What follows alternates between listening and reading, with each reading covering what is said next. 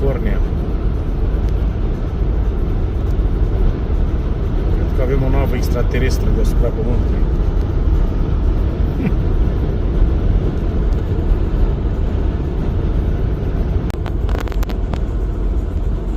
Mamma mia, che roba!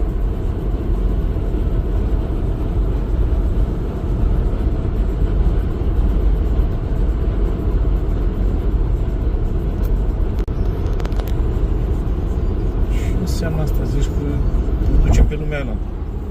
Tunelul. Hai de capul meu.